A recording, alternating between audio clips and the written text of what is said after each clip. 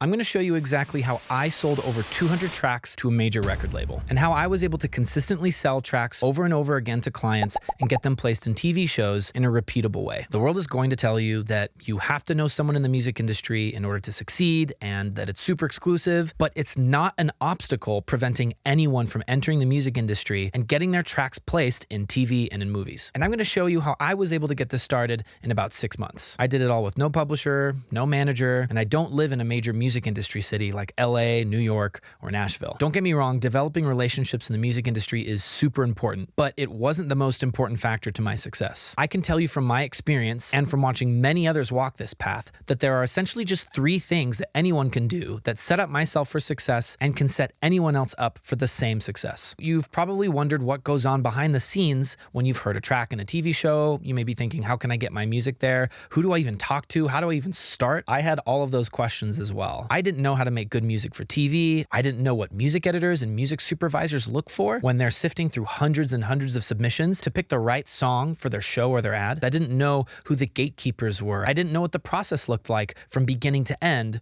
from getting a song completely finished to getting it in front of a music supervisor or a production music catalog or a sync licensing agency, all the way to getting it into the TV show or the advertisement itself. But once I realized that I needed to do this research, I was able to take the tracks that I'd finished and start networking and getting feedback about the music that I was pitching. I had to make sure that my tracks were ready. That means understanding what music editors and what music supervisors were looking for so that I could understand the type of music that they wanted to source so that they could turn around and pitch it for me. The first thing that I did was I built a quality portfolio. I put together a bunch of tracks after doing this research, making sure that my tracks had interesting transitions, cutoff points, dynamic moments where it went from quiet to loud really quickly. There's a laundry list of things that anyone can include in their tracks to get considered for placement in TV and film. Once I did that, people started to realize that the tracks that I was making at that point was higher quality than what I was making before. That's when a couple of friends of mine from college who already had gotten a contract with a production music catalog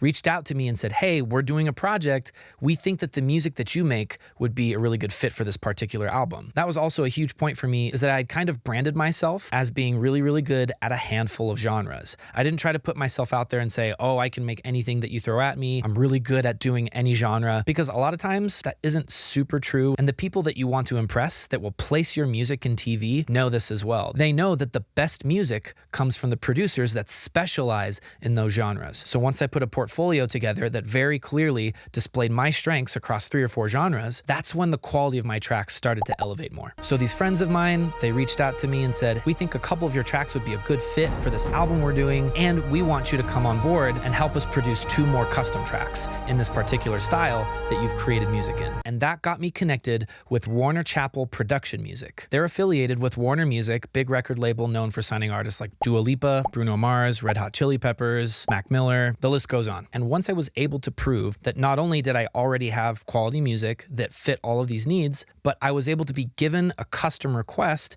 and fulfill that request in a really timely and professional manner. And that's not to say that my working relationship didn't have its bumps in the road where I would sometimes pitch tracks and they weren't interested. I already earned their trust. They saw the work and the preparation that went into the pitches that I made to them. And by that point, they already knew the music was going to sound good. So my professionalism in being able to work with them and communicate with them was another huge part to continuing to get consistent work over and over again, year after year. I also made sure that I really understood what they wanted when they were asking for an album. For example, a lot of times the background music you hear follows another trend. Now, while they want music that sounds really good and sounds trendy, most of the time they also don't just want you to rip it off. And I've always prided myself in just not ripping off other people's music. For example, if something like K-pop is trending and you want to make a K-pop style track for a pitch that a TV show or a music supervisor has put out, you need to get into that world of K-pop, into that genre, put in the work to understand musically what goes into making a song like that and bring that track to life in an authentic way. The number one thing that I understood that helped me place all this music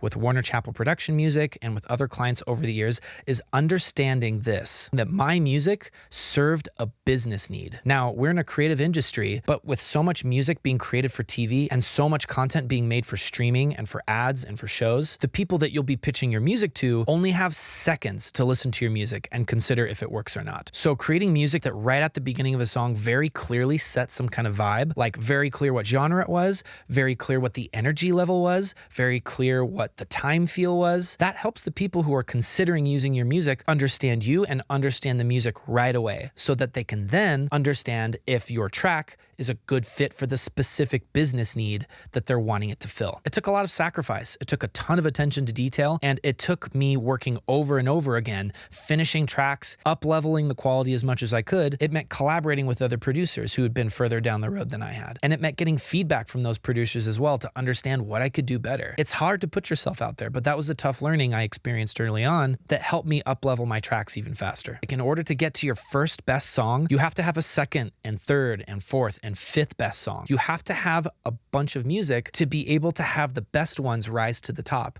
so you can know which ones to pitch. So remember, you need to be making pro-level tracks. You need to have the communication skills to be able to pitch your music in such a way where the people you're pitching to understand that your music is a solution. It's going to help them make money and help them meet their business objectives. Once I was able to communicate that my music could fill their business needs, that's when Warner Chappell Production Music really started to consider giving me more work, simply beyond buying a couple tracks from me or having me do a couple custom pieces of music. I focused on my strengths. I developed my ear to make sure that what I was making met the quality of what was needed to be able to release something on a streaming platform or to be heard in a TV show. I made sure that musically, the genres that I focused on that were my strengths were, at the time, in my opinion, some of the best out there in the world being made. As cliche as it sounds, you have to believe in yourself that way. It's the only way that you'll get it done. It's a mindset thing. It starts in your own head. There doesn't have to be anything else getting in the way of you believing that you can do these things. If you're curious to learn more about how to develop your ear